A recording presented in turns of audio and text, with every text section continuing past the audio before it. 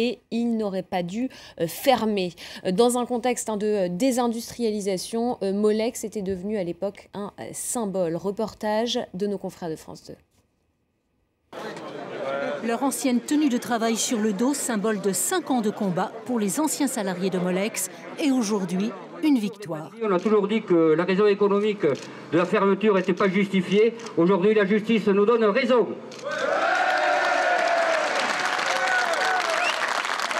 Selon les prud'hommes, ces hommes et femmes ont été licenciés à tort. Leur employeur leur doit des indemnités, près de 90 000 € par personne. C'est très encourageant, oui. Honnêtement, là, c'est la récompense de tout le travail qu'on a fait, de la lutte qu'on a menée. On a tellement crié que ces licenciements n'étaient pas justifiés. Donc aujourd'hui, la justice nous donne raison, mais c'est avec beaucoup d'émotion. En 2009, les Molex étaient devenus le symbole de ces salariés sacrifiés pour raisons financières. Le propriétaire américain a fermé l'usine alors qu'elle était viable. On ne pouvait pas sérieusement prétendre qu'il était naturel de se livrer à ce saccage social et de laisser sur le carreau toutes ces femmes et ces hommes qui, je le rappelle, pour l'essentiel, travaillaient depuis plus de 25 ans, parfois en famille dans cette boîte. Les avocats de Molex, absents pour le délibéré, envisagent de faire appel. Les anciens salariés promettent de rester mobilisés. Et hasard du calendrier, on a appris hier la censure par le Conseil constitutionnel d'une partie essentielle de la fameuse loi Florange. Oui, une loi qui porte sur l'encadrement des fermetures de sites rentables. Les sages ont jugé que l'obligation faite à une entreprise d'accepter une offre de reprise jugée sérieuse portait atteinte au droit de propriété et à la liberté d'entreprendre. Après les très mauvais chiffres du chômage publiés hier, c'est un nouveau coup dur pour le gouvernement, car je vous rappelle que c'était une promesse du candidat François Hollande.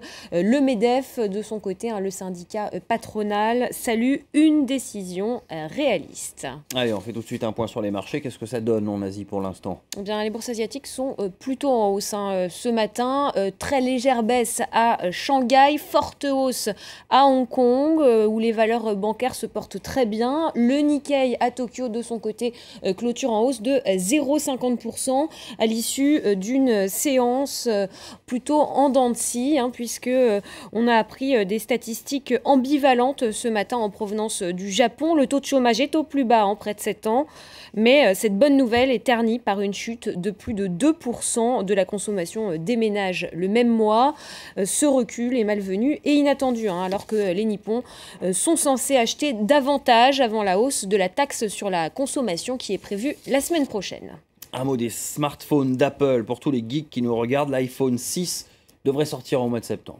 Oui, c'est en tout cas ce que croit savoir le quotidien japonais Nikkei, qui n'a pas mentionné ses sources. Le smartphone, nouvelle génération d'Apple, devrait sortir donc en septembre en 2 tailles d'écran, des tailles qui seront des écrans qui seront plus grands que ceux de l'iPhone 5 et de l'iPhone 5S.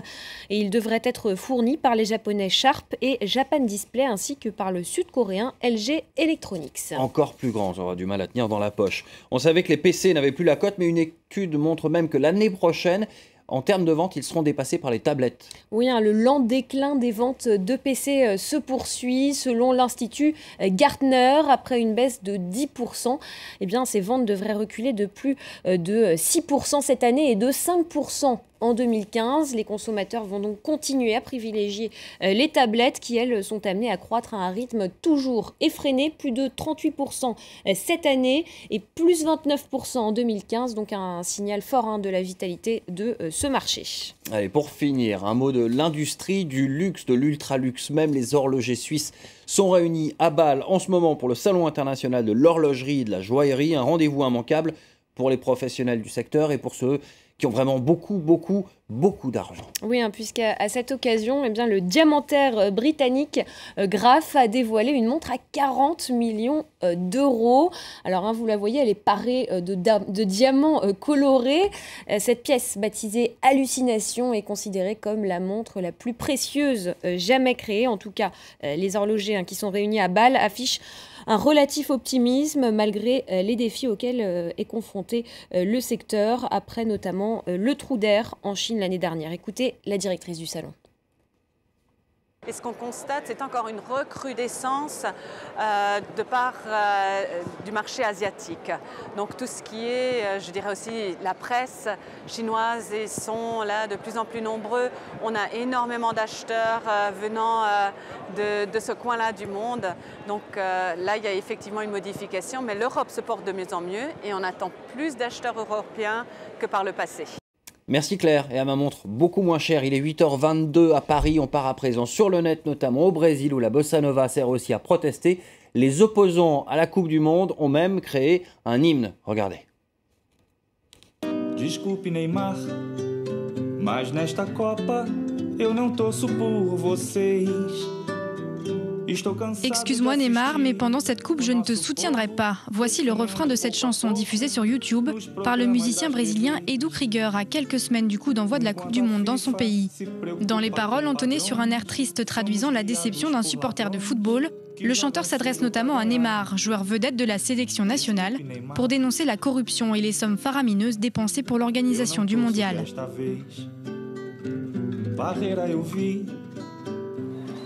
Le musicien reprend donc les arguments des manifestants qui sont descendus dans la rue l'année dernière. Des protestataires qui estiment que cet argent aurait mieux fait d'être investi pour améliorer les services publics, comme les transports, l'éducation et la santé.